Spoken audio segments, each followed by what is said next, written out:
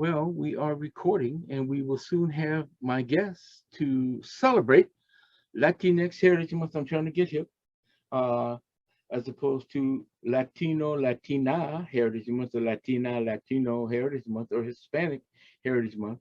Latinx gives a non-gender heading, so it's being embraced by many of the, especially as they say, the younger generation. So I want to be politically correct and proper.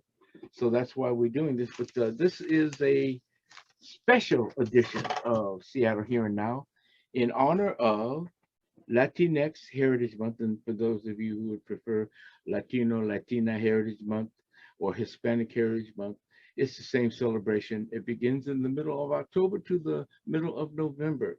And people want to know why. Well, I mean, middle of the month, kind of not October, November, but the middle of the month is because there are different dates of independence in those Spanish-speaking countries, especially in North America.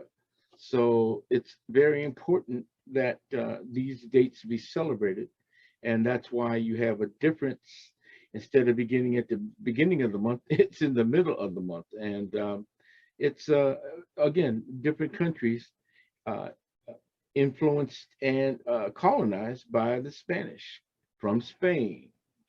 And so it's really interesting. It runs from September 15th to October 15th. And again, it's a half of one month and half of another because of the variations in the days of the celebrations of independence of these countries, Spanish-speaking countries, especially in North America and in the Caribbean, from Spanish influence. And those dates are all different. So that's why you have what you have. So that's why we're celebrating and honoring those uh, individuals who celebrate Latinx, Latino, Latina, or Hispanic heritage. And I think it's a very important cultural event. It's a very important sociological event. It's a very important event for this country. The Latinx population is a significant population. Projections of population indicate that the combination of Latinx individuals, as well as African Americans and other individuals, BIPOC communities, with respect to intermarrying with the dominant white uh, population, are going to produce individuals who are going to be biracial, multiracial. And so here's the gist of it. By 2045, at least that's the projection I'm hearing in some places, the majority of the people in this country will not be white. They'll be biracial or multiracial. Biracial can also be used, I guess you could use the term multiracial for biracial because there's more than one race. So we have an interesting series of circumstances coming up in the next 20 years, where again, the shift in the population will be predominantly people who are not white, but of mixed heritage, mixed race, biracial, quote, multiracial. So that's going to be very interesting. So anyways, we're going to be waiting for my guests, but so far, I'm hoping that they can get on and we can continue this discussion because there are a number of issues and challenges facing those individuals of Latinx, Latina, or Latino or Hispanic heritage that unique to their particular group. And it's really interesting because um, it is one of the things that this country is grappling with. Hello, everyone. Hello, Estephany. And hi, hello, how are you? You're muted. Hi, sorry, my volume was down, so I couldn't hear you. Oh, good. Well, very good. So, and this is, introduce yourselves, please. Hi, my name is Estephany Gonzalez. I use she, her pronouns.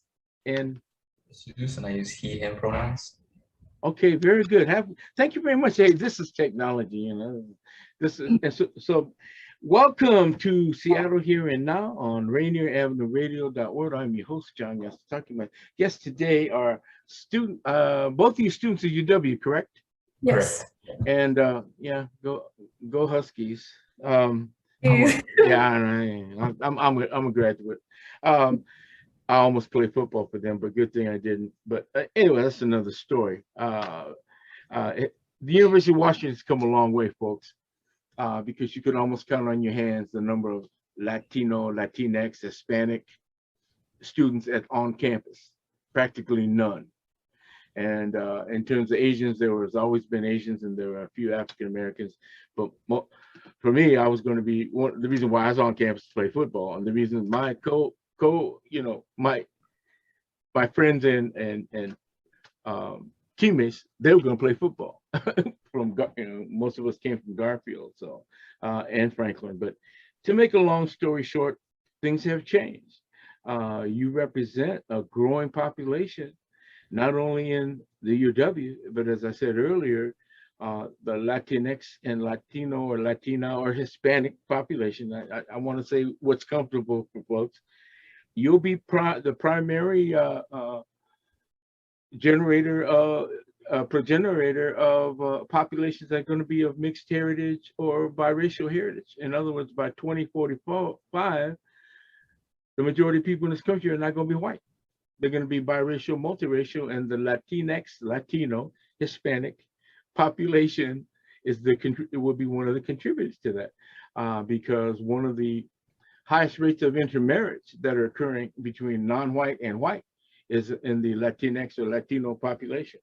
In other words, one of the partners being Latinx, Latino, or Hispanic, and the other one being a white, in particular, a white woman. Same way with the Asian community. The number one interracial group, let's say couple in the country, is an Asian female and a white male. And if they continue to stay together and have children, they will be contributing also to that multiracial, biracial population. And so I think you guys you understand what that means and the significance of it. So Latinx, well, I like that. That's what I got. I mean, I had Hispanic, but it's kind of interesting. On the East Coast, they use the term Hispanic, and a lot of the individuals are from the Caribbean, area, and Costa Rica, etc. And they don't use it. And I use the term Chicano, Chicana, and they said, "Well, what is that?" I said, "Well, I'm from the West Coast. Growing up in the '60s, when we had a lot of activism, and and my good friends at El Centro de la Raza, Roberto Maestas, the founder of thing, he said, "Hey, clearly, we're not Mexican American. We want to identify ourselves specific to our race and our culture, and we don't want to take the appellation that the white folks give us." The same way with Asian, we used to be called Orientals, and African Americans used to be called Negroes. So that kind of thing. So, anyways, enough. You guys are going to school, so I won't weigh you down with all that stuff. But thank you very much for taking the time out. Yes, busy schedule. Are both of you seniors this year? I know Estephany, you'll be graduating. What about you? Yeah. Both of you will be graduating next year. Oh, okay. What is next year? Okay, what is your major? I know what Estephanie's major is. The race, ethnic. I'm an English. You're an English major. Oh, really? Okay. Oh my gosh, I better watch how I speak then. I better proper English, verb, subject, agreement, and all that stuff. But anyways, thank you again. One of the things that I do on my show is talk about things that are, let's say, controversial. I did a couple of shows with students who you can say categorized as DACA students. I was very careful about what information we were talking about on the show, because there is a certain level of fear at that time amongst DACA students, and several of them were deported. Several of them were basically excised out of the university and sent back to not only Mexico, but other countries. And so DACA has had a real interesting history. And so I wanted to at least get into that discussion, but mostly to celebrate and honor both of you individuals as of Latinx heritage, or Latino heritage, or Latina heritage, or Hispanic heritage. Either way, congratulations for the celebration, and it's a beautiful celebration. Begins on September 15th to October 15th. And I kind of explained why. the differences and the difference of I guess you could say when revolution and rebellion brought freedom from basically the colonizer of the New World, Spain. And it's kind of interesting. If it weren't for Spain, there probably wouldn't be a United States, and that's a fact, because when you think of especially on the West Coast, and we talk about Mexico, Central America, South America, Spanish influence, of course, and the influence of Spanish goes all the way into the Pacific. Spanish was spoken in the Philippine Islands, and some of the first individuals from the Philippines jumped ship here in the United States in the 1500s or 1400s, Spanish-speaking Filipinos. And so it's really interesting. So getting into that, and I know you're taking ethnic studies from somebody I know, a very, very capable professor, Connie Sull, doctor. I know Connie's a good friend of mine. I'm on the OCA board, so enough talking for me. So let's begin. So both of you, just kind of share with us, where did you grow up, if I could ask? Alrighty, so I was actually born in Linwood, California, but my family has been settled in the Yakima Valley here in Washington State for over a decade now. So so I grew up in Sunnyside, Washington. Oh, Sunnyside, right. So what high school, you went to Sunnyside High? Yeah, Sunnyside High School. They actually have a high school named after the city. So you know where, Union Gap is, and Toppenish and all them places.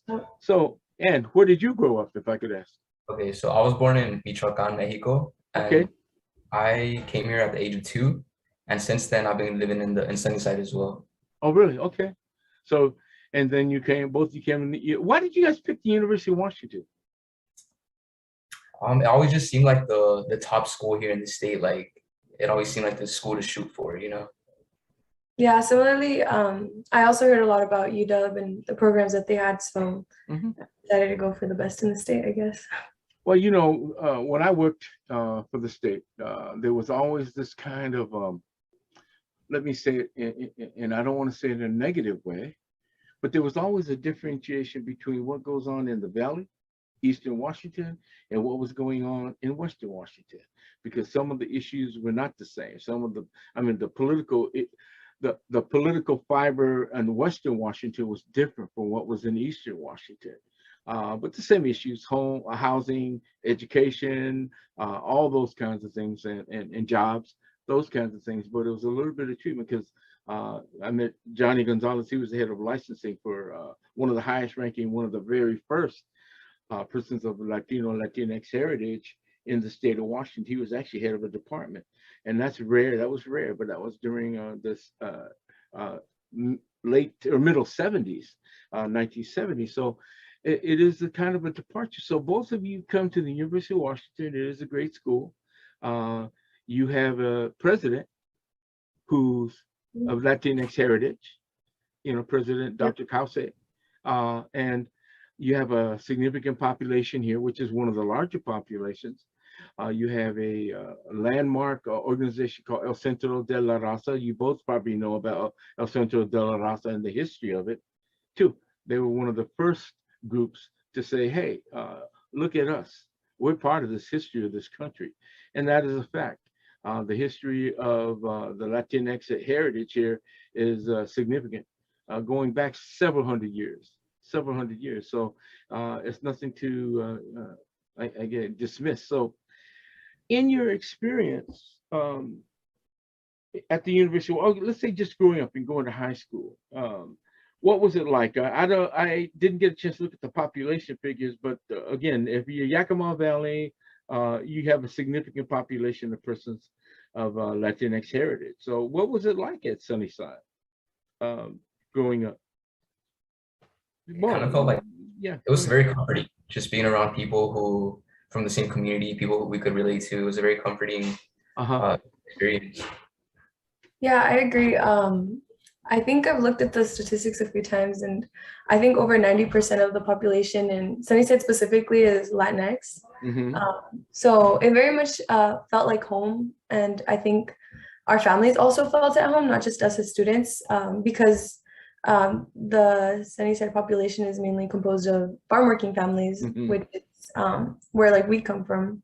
So it felt very, like Jesus said, comforting. Yeah. Well, I mean, come on, let's look at the contradiction. You have an element in this country that says get rid of them. They need to go back to Mexico, South America, Central America. They don't need to be here. Okay, who's going to do your work? Who's going to do the work picking your crops? Who's going to do the work that, let's face it, this racist bigotry translates into, well, they're coming here taking our jobs. Come on now, let's be honest. Most Americans aren't going to do the work that people, especially people of color, recent immigrants do. Latinx people, African people, Asian people, they do the dirty jobs that basically the white folks don't want to do. Let's be honest. That's why the whole issue of slavery came about. It's because they didn't want to do the work. So they said, hey, there's a way to snatch these people out of Africa and make them work for free. They'll be totally employed. They won't get paid, but they'll be working. And so that's the kind of issue that we're looking at now, this big push to get people out of this country. In the state of Oregon, they estimated the day they get rid of documented and undocumented workers, a significant number of those were persons with Latinx heritage, they would lose $9 million just that day. You add that up, and they're saying we're going to end up losing billions of dollars. Because again, they have agribusiness down there. There's also, some other, blue collar jobs and all this, but they figured it out. They said we will lose a huge portion of our labor force if that happened. So they are working with that, and everybody is, because again, most Americans don't want to do the jobs that you see individuals, persons of color, especially recent immigrants, be they Latinx or of other countries, like I say, Asia or Africa. Americans, we don't want to do that kind of work. We don't want to do domestic work. We don't want to do, the hospitality, cleaning up in hotels, motels, doing laundry, all that kind of good stuff. So, anyways, it's a real, I guess you could say, a conundrum. We need people to work, but yet we want to get them out of here. That doesn't make any sense to me. It's a contradiction, and it's based on race and it's based on ethnicity. And you've seen the stories. For some reason, they think people who don't speak English are deaf because they were saying, be yelling at them, "Do you understand?" What is that? It's real silly. Ignorant. That's what it is. It's ignorant. And I guarantee you, well, I won't say I guarantee you, but I've been approached by people, white people, and they come up to me and says, "Do you speak English?" I says, "What do you mean?" "Well, where were you born?" "I was born in Chicago, Illinois." "Where did you think I was born?" I mean, it's just, I don't know, it's real interesting. They thought, look at me and they say, "Oh, hey, he's Japanese." Okay. Well, first of all, they didn't know whether it's Chinese, Japanese, Vietnamese, Filipino, or whatever. And so, like I said, they're talking about, well, do you speak English? "Yeah, I speak English." "Where were you born?" "Well, are you from Japan?" I says, "No, I'm from Chicago." And we speak different, we have a different language in Chicago anyway. So that's what I tell people. But so, and you picked this, okay, well, we have, you have an opportunity. Are you going to both teach, you think, at some point in time, or go into higher ed and be, educators? Maybe down the line for me. Yeah, I definitely am looking into education right now. So I definitely think that I will at some point get more involved in education. Yeah. Very good. That's excellent. The other thing is both of you speak Spanish, correct? Yes. Yeah. Both of you are, quote, native speakers, correct? So what if, okay, let me throw this at you. I had a really heart-to-heart discussion many years, well, not many, but several years ago with Roberto Maestas. And we talked about the fact that why is the Seattle School District hiring so many non-native Spanish speakers to teach Spanish? And I said, that's a darn good question. In other words, the significant number of teachers that are teaching Spanish were not persons of Latinx heritage or Hispanic heritage. They're white people. And I'm saying, well, I got his point. It's a shame that people whose language you're teaching can't even get a job to teach it. And that was the issue that I had. Why are we hiring individuals? Why can't we hire people who are native speakers? Why is that such a difficulty? And so I think you all know that.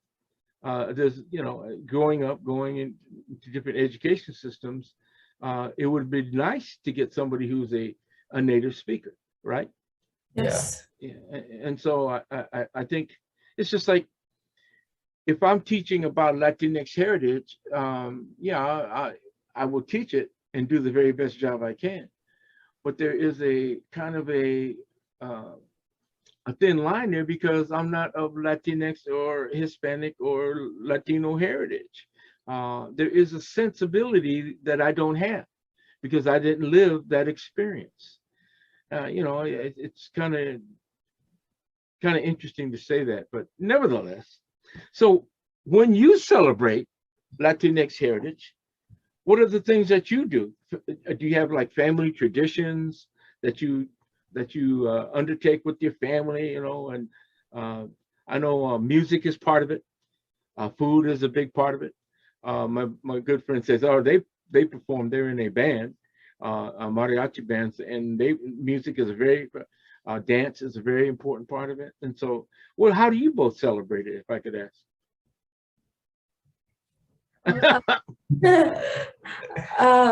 My family doesn't do much for Latinx Heritage Month. I definitely see more of the celebration of the month, like around like schools and things like that and other institutions. But personally, in my family, we don't do much. I think we very much like our meals and these like celebrations are very like common for us. Like we have them very often. We come together, and it's been difficult through the pandemic, but for the most part, like the traditions are very much the same all throughout the year. It's not something too big in our family, but outside of it, it definitely is. I see the shirts at Target that say like "Hola," like that. Yeah, for my family, it's a similar thing. Like we always have these types of celebrations, dances, like all the time. So when it comes to like Latinx Heritage Month, it's not much of a big celebration just because we're accustomed to doing it year round. But you definitely see it in the community, like the community will take especially where we're from the valley, they take like they'll have parades and stuff, dances, comidas. Nice to see the effort being put in by our community. Yeah. Well, the limited knowledge I have of Spanish, comida is the foods, folks. But no, I took Spanish for 4 years, but I took French for 7. So very interesting. So let me ask you this. Generally speaking, not to stereotype, but it's generally common knowledge that Latinx people were raised in the church. It's the Catholic Church, correct? Yes. Were both of you raised in the Catholic Church, or close to that, the Episcopal Church? Communion and etc., right? Every week? Yeah, I was raised in a Catholic family. Okay. And you? My family wasn't, we would go to church sometimes, but we weren't too, just because of work and stuff, we weren't too, but it was definitely present in my childhood.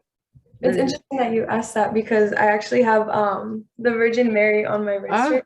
Very nice. I don't wear it too often just because my family isn't like every Sunday Catholic, but we do go every once in a while. And since it was the first day of school today, I decided to wear it. Well, that's very nice. Well, if you raised Catholic or Episcopalian like I am, which is very close to the communion every week, wine and the bread, wine and but there are certain things that persons of Latinx heritage consider the 15th birthday, right? The 16th was the 15th. Yeah. That's not celebrated by other cultures. And so what was it like on your 15th, your celebration? I had a big quinceañera, like I had a really big dress. I had like a big party, the hundreds of guests. So, yeah, it was a big thing for us. What were you told about that celebration? I mean, I know that it's been passed down for generations and generations because my mom, my grandma, and all of them had those like big parties for the quinceañeras, for their 15th birthday parties. but it's just sort of this tradition of going from being like a girl to a young woman. So it's like a coming of age. Coming of age, exactly. The family across the street are from Colombia, but they celebrate quinceañera. The daughter is celebrated 50, and man, was it great. The food, all of that stuff, the music. I mean, they're our neighbors, so we just go over there and get a plate and hey, come on down. Okay, hey, we're in. And the cuisine is different in different parts of Central and South America and Mexico. There is no one set of food. There are certain things that are common, tortillas, etc. But a lot of it is different. Some places the main staple is rice. Other places it's bread and or tortillas, which is common, right? And so, like I said, there's not one. That's what I find so fascinating too. When you go, like I said, I was on the East Coast and I was living in Atlanta. Refried beans was but we have black beans in the Caribbean. That's what you use. And so, like I said, they use the term Hispanic. I met people from, like I said, different parts of the Caribbean. And so, if you had a choice, well, not a choice, if you had a say, would you support teaching Latinx Hispanic heritage in the schools as part of like a mandatory, well, I don't want to say mandatory, but it would be a requirement beginning in middle school and maybe introduced in elementary, but for sure middle school, high school. Do you think that is necessary, or you think that's important that we do that? Because this whole issue of critical race theory and racism and all of this stuff, dismantling it, you have to talk about history. You have to talk about social cultural issues, but it begins with education. So both of you, what are your feelings on that? Would you have liked to have seen classes like that growing up in school? I think just because where we came from, we did see a lot of it outside of school. But I think that in areas where like the Hispanic community is, what's the word? Like when there's a little bit of where the Hispanic community is the minority, I think that's when it's important for like the culture to be represented in school. It's so like from a young age to learn about the culture, celebrations, and maybe the differences between the different countries and like how No, not the very good. No, please, Estephany, please. I feel like my experiences have been different because of what I've been studying in college, which is American ethnic studies. Right. And we talk a lot about critical race theory. And I mean, ethnic studies curriculum is huge, and it's this huge debate, right? And I even reflect on it because I didn't move to Sunnyside till I was about 12 years old, maybe 13. And that's where I began to be further immersed into like my Latinx culture and heritage. But before then, I went to a predominantly white institution. And I mean, I think it was probably the most difficult like identity crisis maybe that I had, even though I was very young. I found that people didn't have similar experiences, and they didn't understand all the cultural things that I like sort of carried. So it was something that I almost like kept very private. And I think if I had been informed or I guess educated on Latinx heritage, Latinx culture, and history, I would have learned about the contributions that people like me have made in education and in the United States in general. And I think that would have been very encouraging rather than feeling like I had to assimilate and, do what the white folks and those spaces did. And so it was almost like a backwards culture shock when I moved to Sunnyside, because there was all of these Latinos who had foreign working backgrounds and who understood Spanish, and it was like I said, like a backwards culture shock, because I mean that's what I was supposed to be growing up with, I guess. But I think that's probably when I became most proud of my culture and I started to learn about my history. But even then, a lot of it was outside of the classroom. It was never really within the classroom. And I think you can definitely see the disparity like amongst the students, and especially like now that we go to the University of Washington, we show up to history classes and I don't know my history at all. I don't know about the contributions of Mexicans in the United States. I'm very used to the dominant narrative where Mexicans are these outsiders or all Latinos are these outsiders. And I think it gets very like difficult to understand how my culture, how I'm so separate from my culture, even if I grew up with this like Latinx community, right? So I think good point. Very yeah, good point. it's something that's very like difficult to process, but I also feel like it's inspired me to pursue a career in education and to like work on writing curriculum, for example, and really bring that into schools since kindergarten and middle school and all the elementary grades. Well, That's how I feel about it. you definitely would have had a culture shock coming from Linwood, California, because I know where Linwood is. It's in the heart of near LA. It's part of that.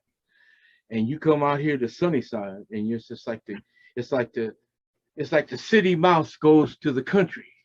And I mean, it's like it's a shock. And everyone you see is brown and speaks Spanish. And you're saying, but this is what I love. This is me. This is my culture. This is who I identify with. I don't have to make excuses. I don't have to explain myself, especially to white people. You know, you don't understand because you don't make it a point to understand. White people don't want to talk about race and racism because of the fact that they've committed, well, because of slavery, genocide, and how they treat immigrants, including people of Latinx descent, who they want to come and work for them, but they can't stand the fact that these are individuals who are human beings. So yeah, I don't get up into that one. So anyhow, what is your favorite? Okay, let me ask you this question. This is going to be kind of chauvinistic. Which one of you is the best cook? Oh, definitely me. Definitely me. Really? Yeah. So we're celebrating Latinx heritage. Food comes with it. What's your favorite dish and what's the best dish you cook? And don't say flan, because I can cook flan. I can do all of that stuff. Not flan. Okay. There's a lot of food. There's a lot. I will point out one dish that I made recently. Was pork ribs and red salsa. Ooh. And it was actually the second time that I've made it, but I thought it was great, and it has to go with the red rice, of course. Oh yeah, of course. Yeah, of course. Yeah, but that's one dish that's like pretty common. In like Mexican households, you have it like every other day. It's not something that's like really big, but well, you know, one of the things when you study culture, when you study different racial groups, that how their cuisine was fit their basic, what they had available in terms of, because the cuisine, when you go to coastal cities in Mexico, cuisine's different. You know, you have shrimp, seafood, all of that compared to the interior. My good friend of mine, he was a professor at UW, wanted me to go with him to central Mexico, to visit, all of the ruins and stuff. Luis Machado, beautiful brother. I wish I could have gone. Doggone it. Anyways, I just think about him. But he would tell me what the culture is and the differences in the different areas.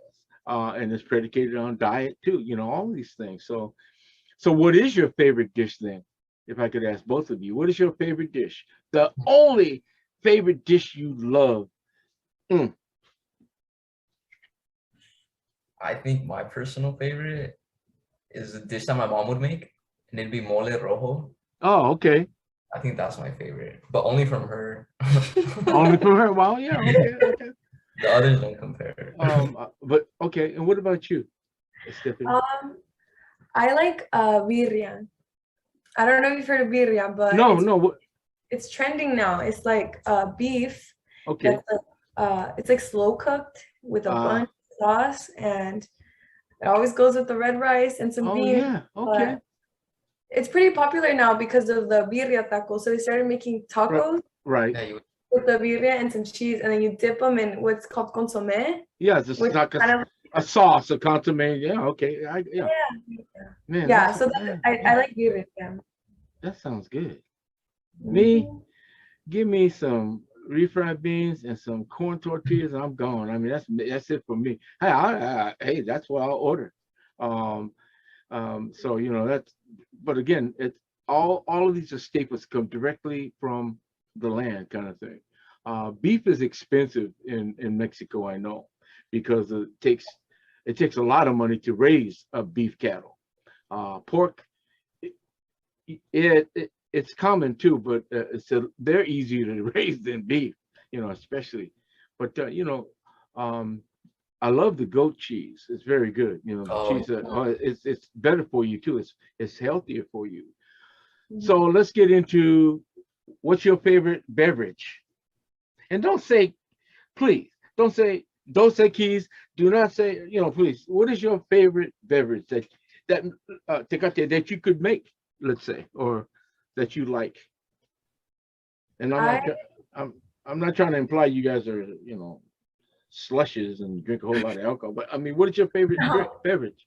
Yeah, I can make some really good horchata with strawberries. Strawberry really, horchata. fresh fruit is what you're saying, right? Okay. Strawberry, yeah.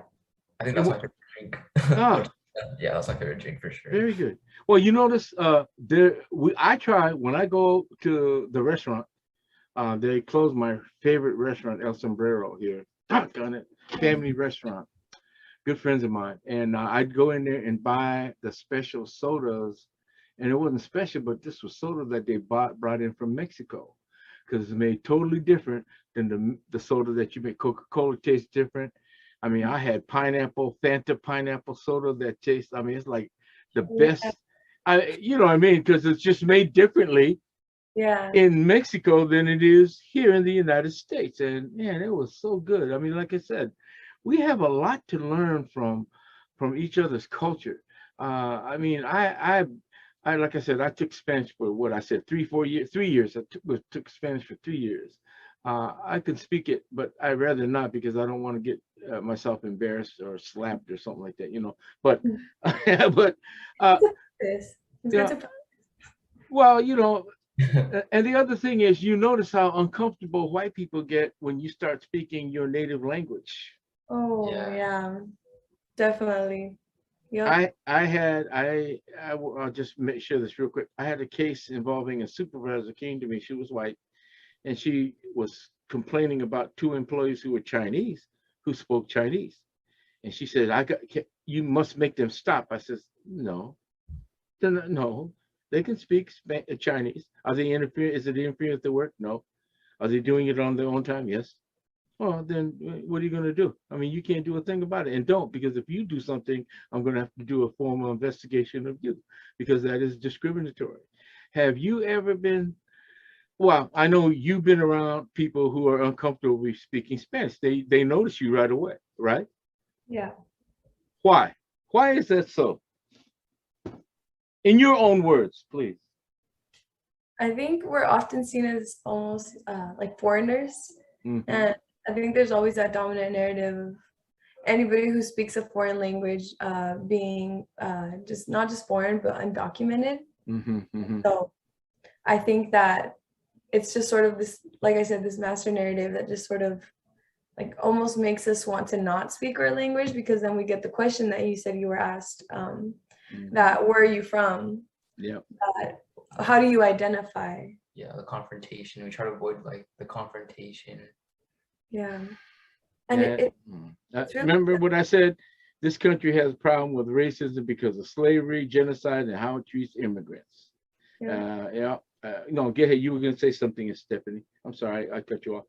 No, you're okay. I was just thinking about a recent experience I had where I was actually on a study away program, and one of the students in the program expressed that they were a bit uncomfortable with the fact that I was actually studying away with a few friends, 3 friends and I, and we all are Spanish speakers, and Mm-hmm.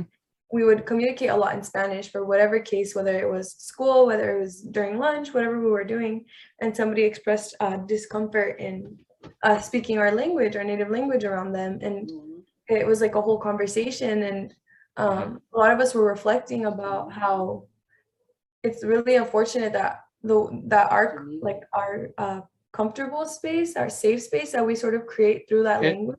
And these were students? It's weaponized. Yeah, it was a student actually. And it's really unfortunate because I mean, you'd expect better from younger generations, right? But yeah, our sort of safe space is like weaponized, and we had a conversation about it, and we concluded that we just wanted to express that the language that we were using and that we were comfortable with, like I said, it's sort of the safe space, and it's a reflection of what we've inherited from our, not only like our families and generations before them, but it's something that we're proud of. And it's like I said, really unfortunate that people feel that way.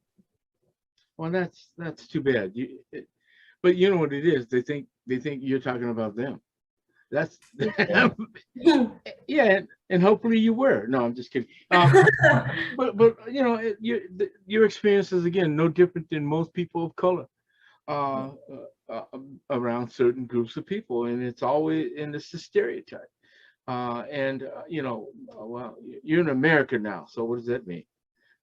Yeah, we're a melting pot. No, we're not a melting pot. A melting pot doesn't address what is really important, what makes America strong. It's the diversity and the acceptance of individuals of different cultures and different races.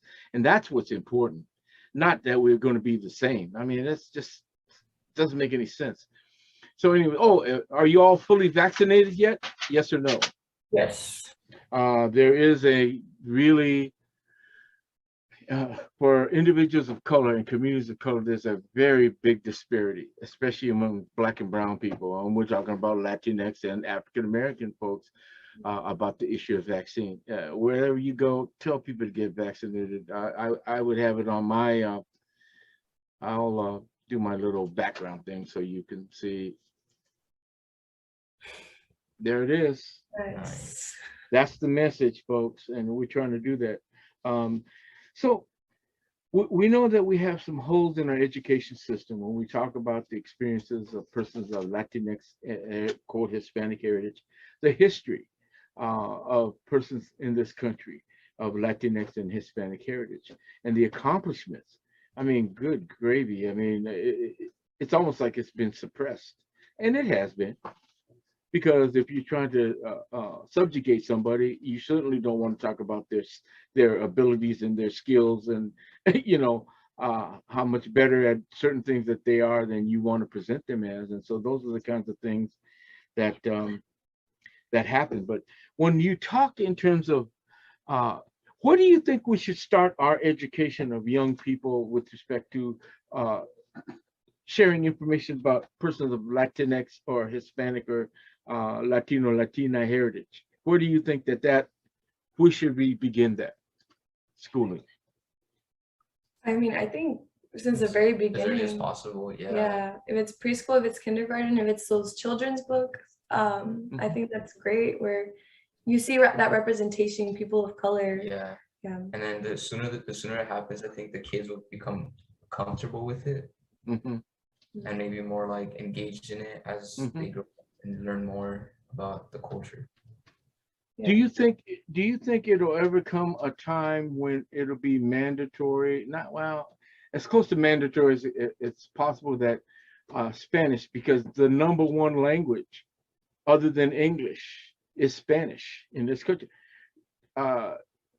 Do you think there'll be a time where it'll be required that everyone learns Spanish? I think I can't see that. Yeah, no, in the near future, I don't think I can see it, unfortunately. From where we are now, I don't think so. Yeah, no. I mean, we can't even have conversations regarding critical race theory without. Yeah, I know. Okay. You touched on a good point. Yeah, but let me tell you this. I went down south, like I said, I lived in Atlanta, Georgia, and those people don't speak English down there. I mean, they speak another language. Yeah, you know, that Southern drawl and accent. I mean, seriously, and all kidding aside, but what does it mean to be a person of Latinx, Latino, Hispanic heritage? What does it mean to you, both of you? What does it mean as an individual? Please. I think for me, what it means is just for me, it took me a while to accept like my culture, where I came from, the people I came from, just because I grew up most of my life here. I kind of got like accustomed to it until I started learning more about my Mm-hmm, mm-hmm, heritage, my culture. So I think a big part of it is acceptance and being proud of it. mm-hmm. I just lost my dinner, folks. It was red rice with refried beans and my favorite, and it just fell on the floor. Beans and cheese. Oh my gosh. Oh well. That's what happened.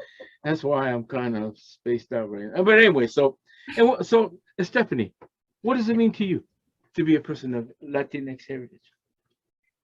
I think if you had asked me this question 3 years ago, it would have been completely different. But now with my education at the University of Washington, I think like Jesus here said, pride, right? That sense of pride. And I think it's pride in not just having all these rich foods and all this rich culture and a different language and being bilingual and being able to communicate with a greater population from many different countries. I think is also knowing that I have generations and generations of people who are just like me, who came from backgrounds like me, who look like me, who have made like tremendous contributions to not just the United States, but in general, like the world, who have, let's say, advocated for themselves. So like when I think about like Latinx culture, I don't really like to say Hispanic just because when we speak of Hispanic, we think of all Spanish speaking countries and that includes Spain. And I think when we say Latinx, that sort of excludes the colonizing country, Right. which is why I prefer to identify as Latinx. But when I think of that, I think of my ancestors who fought for independence and who are able to exclude Spain because of that, because of the fight for independence, because of the fight to preserve culture. And that includes not just my Spanish-speaking ancestors, but my indigenous ancestors as well. Well, think of it. They're going to take this guy, Maximilian von Habsburg, from Austria or from Europe. They're going to take him and make him the Emperor of Mexico. And people say, oh, it's so sad when they lined him up on the wall and shot him. Well, they should have done it at the very beginning. How can you take somebody who has no idea of the culture, the race, etc., of a group of people in one country, Mexico, and make him the head of that country with no understanding of the, like I said, I mean, people, who's Maximilian? Maximilian was the guy that the Europeans transplanted in to Mexico to be the emperor, and he was Austrian. And I'm saying, when you read that history, you start saying, there's some really strange things that go on in this world.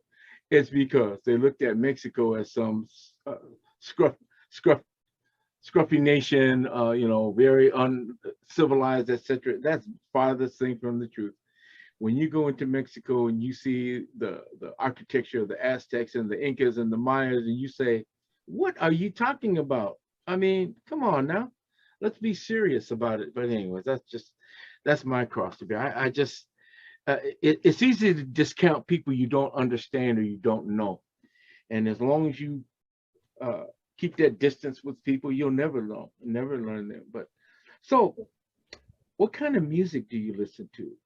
I've gotten into, my son played in a mariachi band. Believe it or not, he's biracial, African American, Asian, but he played in a mariachi band, trumpet, and they're very heavy in brass. And it sounds really good. Like my buddy Cesar, he plays in a band, and it's really good stuff. But what kind of music do you listen to? Just to, y'all are contemporary folks now, In general, I think in both English and Spanish, I listen to a really broad range of music genres. But as of late, I've been exploring a lot of different genres in Spanish because my family grew up listening to like corridos. I'm not sure if you're familiar with corridos and banda, but I've also been listening to a lot of like rock and like pop in Spanish. Oh, that's cool. And you, what about? So growing up, my family, we played a lot of like corridos, banda, that type of music. But I think as time went on, I got really into like hip hop music. Oh, like okay. American hip hop music, but that kind of Well, one of the beautiful things is Latin jazz, because that is the influence of again, Latin music, rhythms, etc. In the jazz. But like I was thinking about it. The reason why I asked you the music is part of the culture, and one of the first crossover artists, unfortunately, who was tragically murdered was Selena. You know, oh man, you talking about somebody who changed the whole face of music. Yeah. Even the short time that she was here, changed it over. It's really interesting. That's and then a lot of the Latinx artists changed their name, and they recorded under country western, but they were actually of Latinx descent. But they couldn't say, quote, somebody like Johnny Perez. They had to go like Johnny Jones or something, because white America wasn't ready to accept somebody of Latinx descent or Hispanic descent. It's really interesting. Again, that whole issue of race comes up. But we'll buy their records and listen to their music because it's good. But we won't honor or dignify them because of their race. I mean, it's really interesting. It's kind of as much as I guess one of the things that makes America. We say, yeah, we have a lot of things going good for us, but then we have a lot of issues that we have to overcome. So thank you very much. We're going to wrap it up. I took a lot of your time today, and because you guys are such. Well, school started when? Today or yesterday? Today. Today. Oh my goodness. And I can imagine. Were you guys on campus today? Yeah. Yeah. And there was a whole lot of people out there, huh? Oh Yeah. yeah. Yeah, I know. Again, at one time, the University of Washington was the largest single campus university in the West Coast, which means you had better than 50,000 students enrolled. Now it's over that. I think when you count the Bothell and Tacoma campus and anywhere else they have satellite, I think it's well over 100,000 students enrolled at the University of Washington. So thank you very much. Continue celebrating Latinx, Hispanic, Latino Heritage Month. Be proud of who you are. You've been, very gracious to come on. I wanted to at least get your perspective. And we'll leave with this one thing. There's really a big push by the present administration to secure DACA. I know you both know students that are, I guess, identified as DACA students that would be impacted if things went down the wrong way. I know the Biden administration is trying to refortify it. I think that's a good thing, and so in the future, I'll be doing and do want to talk to students who are directly impacted as DACA students, like I did about a year ago. It wasn't looking good then because of that. Whoever that guy was that was in the White House. I don't want to mention his name because if you mention his name, that gives him power. So I won't mention his name, that guy that was there. But anyways, thank you very much. Enjoy the rest of your evening. I appreciate your taking, again, the time, and continued success in your studies. And we'll be meeting again. And Stephanie, you and I are going to talk because I want, there's some issues. We got a bunch of things coming up. We have Women's History Month coming up in March. I always try to bring a co-host on come on, now let's be honest. I'm a dude. I'm a guy. Well, I want to talk about Women's Heritage Month. Let's be real. That makes it a little bit difficult. So in the discussion, but I want to thank both of you again. You're listening to Seattle Here and Now on Rainier Avenue Radio World, and as they say, adios or adio. I guess the best way to say it is I will see you again. So say I will see you again in Spanish. Hasta luego. Right? Hasta luego. Hey, have a great